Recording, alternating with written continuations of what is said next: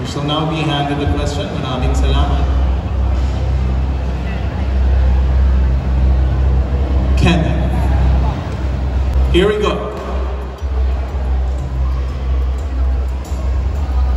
In the popular song Bahay Kubo, a lot of vegetables were mentioned.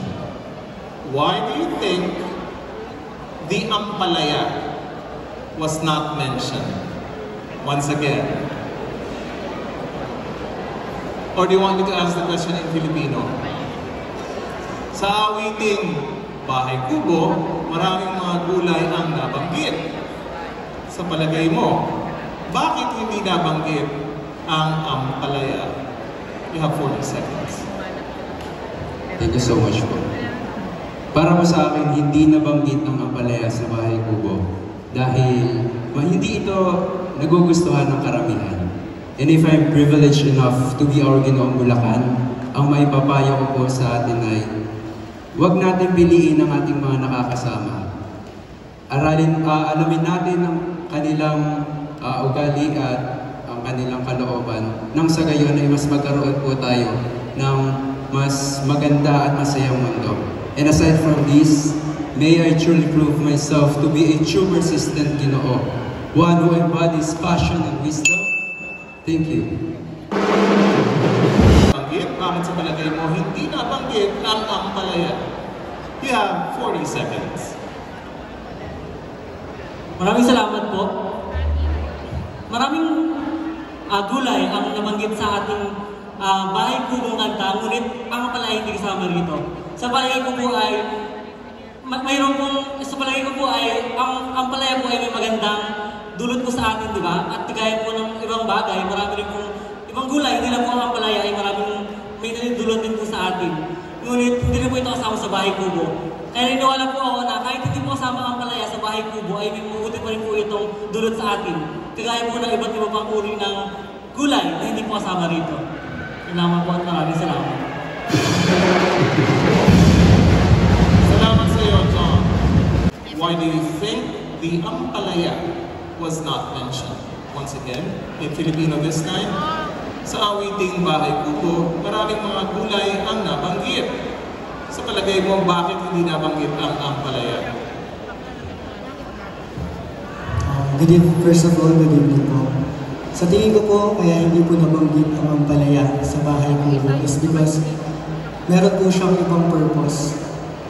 And hindi naman po ibig sabihin na kapag hindi po nasama ang ampalaya is wala na po siyang purpose sa atin. Especially Bahay Kubo po ito. And tinatalakay po dito yung mga gulay. Just like in life po, if you are not included in some occasions po, or if you didn't win a certain competition, it doesn't mean that it is not for you. Or it doesn't mean that you are not deserving. But it is. But it is a redirection. Thank you so much. Thank you so much, Jane. In Filipino or in English? Both. Okay, both. Okay, here it is. In the popular song Bahay Kubo, a lot of vegetables were mentioned. Why do you think the ampalaya was not mentioned? Sa wikang sarili, sa awiting Bahay Kubo, maraming mga gulay ang nabanggit. Sa palagay mo, bakit hindi nabanggit ang ampalaya? 40 seconds. Para sa akin, kaya hindi nabanggit ang ampalaya dahil tayong mga tao ay hindi natin pinapansin kung ano yung mga bagay na nandyan sa atin. Na porket hindi masarap o hindi gusto ng lasa ng ibang tao ay hindi natin ito napapansin. Pero lagi nating iisipin yung ibang side na madami siyang sustansya sa ating katawan na kung saan pwede natin makuha ang mga protein na kung saan kailangan ng ating katawan. Ayun lang po at maraming salamat.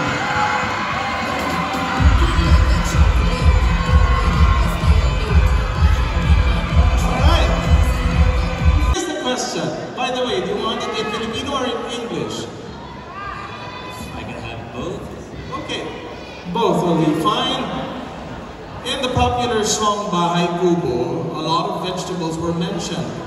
Why do you think the ampalaya was not mentioned? So wikang sarili, Sa awiting Bahay Kubo, maraming mga pangalan ng gulay ang nabanggit. Bakit sa palagay mo hindi nabanggit ang ampalaya?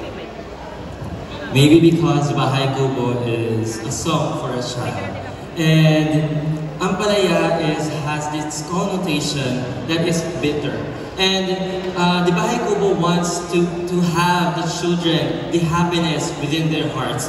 And I think that they did not include ampalaya because of that connotation, and that the happiness of a child would be in that Bahay Kubo, and hopefully that, you know, that Bahay Kubo is a representation of a heart of a child. Thank you. Sa awiting Bahay Kubo, maraming mga pangalan ng gulay ang nabanggit. Sa palagay mo, bakit hindi nabanggit ang ampalaya? Para po sa akin, kaya siguro hindi nabanggit ang ampalaya dahil naniniwala ako na hindi naman ito dapat, kailangan siguro hindi naman ito dapat nababasa sa kanta lamang. Dahil naniniwala ako ang ampalaya, ito isa rin na masustansyang pagkain na dapat natin kinakain. At yun lang ako. Okay, sige. Gamitin natin sa pinakbet. Okay, thank you so much, Seiko. Chico, sa awiting Bahay Kubo, maraming mga pangalan ng gulay ang nabanggit. Bakit sa palagay mo hindi nabanggit ang ampalaya? Ulitin ko. Sa awiting Bahay Kubo, maraming mga pangalan ng gulay ang nabanggit. Bakit sa palagay mo hindi nabanggit ang ampalaya? Hindi po nabanggit ang ampalaya sapagkat ito po ay mapait. Natulad ng ating buhay, kapag ito po ay mapait, ay hindi po natin ganong i-share sa iba. Ngunit naging inspirasyon po siya upang lumaban po tayo sa buhay. Yun lamang po, salamat. Nabanggit ang ampalaya. Ulitin ko. Sa awiting Bahay Kubo, maraming mga pangalan ng gulay ang nabanggit. Sa palagay mo, bakit hindi nabanggit ang ampalaya? You have 40 seconds. Para po sa akin, hindi nabanggit ang ampalaya dahil ito ay siguro sa kanyang lasa na mapait. Kung kaya't hindi siya nabanggit, purit huwag po natin kalimutan na kahit ano man ang lasa ng gulay na ito ay masustansya. Parang sa buhay, hindi natin dapat tignan na kung gaano kapait ang iyong danasin. Ang kailangan natin ay pagpatuloy, gaano man kapait ang hamon ng buhay. Maraming salamat po.